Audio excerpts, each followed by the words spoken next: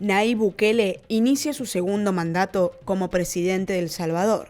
Encara su segundo periodo al frente del gobierno con una imagen positiva mayor con la que comenzó, a pesar de que distintos organismos de derechos humanos continúan acusándolo de abuso de poder. En las últimas semanas volvieron a exigirle explicaciones por la situación de un preso que para muchos es el enemigo número uno del presidente. ¿Qué pasa con Mauricio Ramírez Landaverde? Se trata de uno de los presos más famosos de El Salvador. Fue detenido en diciembre de 2021, acusado de corrupción y abuso de autoridad, aunque algunos sostienen que esos cargos en su contra son una fachada, una excusa que encontró Bukele para silenciar a un hombre que podría representar una amenaza para su carrera política. Evidentemente hay graves irregularidades. Una de ellas era de que se compró un número de brazaletes, los brazaletes no funcionaron, número uno. Número dos, digamos de que funcionaran, que no funcionan, pero digamos hipotéticamente de que funcionaran, habían todavía miles de brazaletes en la bodega, todavía tenemos 2.600 de ellos en la bodega, y aún así hacen una compra adicional de brazaletes antes de irse del gobierno. Como quien dice, bueno, ya nos vamos, pero hagamos una compra más. A mí lo único lo que me daría el sentido común es de que es porque hay una mordida de por medio. ¿Por qué motivo el presidente de El Salvador le temería a Ramírez Landaverde? Para responder a esa pregunta hay que contar quién es este famoso policía que en los últimos años se convirtió en uno de los principales enemigos del gobierno salvadoreño. Mauricio Ramírez Landaverde es un exfuncionario que ocupó el cargo de ministro de Seguridad durante el segundo gobierno del Frente Farabundo Martí para la Liberación Nacional, la gestión que precedió la llegada de Bukele al poder. Entre 2014 y 2019 fue responsable de la seguridad pública del país en un periodo marcado por el incremento de la violencia pandillera y los esfuerzos gubernamentales para combatirla. Las estadísticas oficiales indican que la implementación de sus políticas de seguridad marcó una disminución sostenida de los homicidios en el país, una tendencia que se terminaría reafirmando abruptamente con la gestión actual y los mega operativos de seguridad que llamaron la atención en todo el mundo. Desde el inicio de su primer mandato, Bukele tuvo a Ramírez entre ceja y ceja. En septiembre de 2021, el ex policía fue acusado por desvíos de fondos y abuso de autoridad en las cárceles. El impulsor de estas denuncias fue Rodolfo Delgado, un aliado de Bukele al que el presidente había colocado al mando de la Fiscalía General de la República. En una audiencia inicial, poco después de que el caso explotara en los medios, la jueza de primera instancia criticó a los fiscales por la falta de pruebas contundentes. Se cuestionó la validez de las acusaciones. Los fiscales solo pudieron demostrar movimientos financieros por $400.000 en contraste con los supuestos 14 millones mencionados por el presidente Bukele en 2019.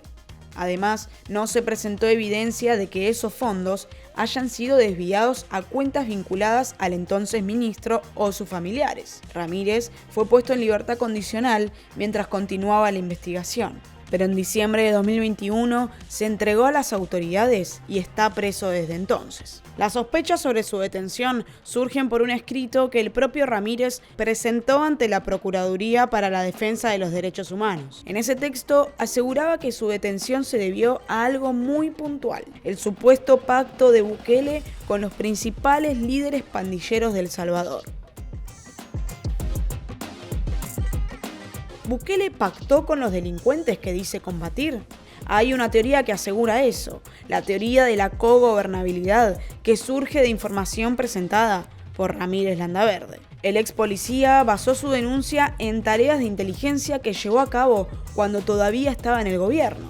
Según él, Bukele arregló con los referentes de las maras antes de llegar al poder. Básicamente, el por entonces candidato a presidente les habría garantizado inmunidad a los altos mandos para que le permitan desplegar la ola de detenciones que aplicó después de ganar las elecciones.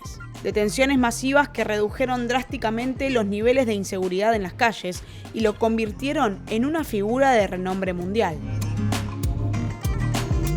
La teoría del pacto reflotó en abril del 2024, cuando Elmer Canales Rivera, apodado Croc, declaró en un juicio en los Estados Unidos que el gobierno salvadoreño lo había ayudado a fugarse de la cárcel. Kroc lideró durante décadas una célula de la Mara Salvatrucha que operaba en Los Ángeles. El Departamento de Defensa de los Estados Unidos sostiene que hay muchos más referentes de las maras que están prófugos y acusa a El Salvador de prestarles apoyo para sostenerse en la clandestinidad. Bukele niega estas acusaciones, alega que la mayoría de los líderes de las maras están tras las rejas. Más allá de las acusaciones, no ha habido pruebas contundentes que demuestren que el gobierno salvadoreño pactó con las bandas narcos. Su enorme poder le permitió al menos desde 2012 negociar en secreto con representantes de los gobiernos de turno y presuntamente el de Nayib Bukele no ha sido una excepción. El Comité de Familiares de Presas y Presos Políticos de El Salvador dice que el gobierno de Bukele tiene secuestrado a Ramírez Landaverde para que no revele detalles de este presunto pacto de gobernabilidad con las maras. Según el Código Penal salvadoreño, el ex jefe de seguridad debería estar cumpliendo libertad domiciliaria. Por el momento, ningún miembro del gobierno explicó por qué aún no le concedieron este beneficio. Todas las decisiones que hacían falta para arreglar nuestro problema más urgente, la inseguridad, debían ser tomadas. Recientemente, los abogados de Ramírez solicitaron al juez de la causa que el policía reciba tratamiento. El exministro de Seguridad sufre diabetes y sus condiciones de reclusión son tan básicas que se estima que lleva 2 años sin ver a un médico. En su segundo mandato, Bukele enfrenta nuevos desafíos. La primera parte de su plan de gobierno consistió en reducir la criminalidad en las calles salvadoreñas. Ahora yo creo que lo que viene para El Salvador es un periodo de prosperidad, porque ya no hay freno para poner un negocio, ya no hay freno para estudiar, ya no hay freno para trabajar, ya no hay freno para el turismo, ya no hay freno para los cientos de miles de salvadoreños que quieren regresar, que emigraron en su momento, pero ya tienen la solidez financiera o la tranquilidad para poder regresar a su país. Ahora tiene por delante la difícil tarea de mejorar los índices económicos de uno de los países más pobres de Latinoamérica.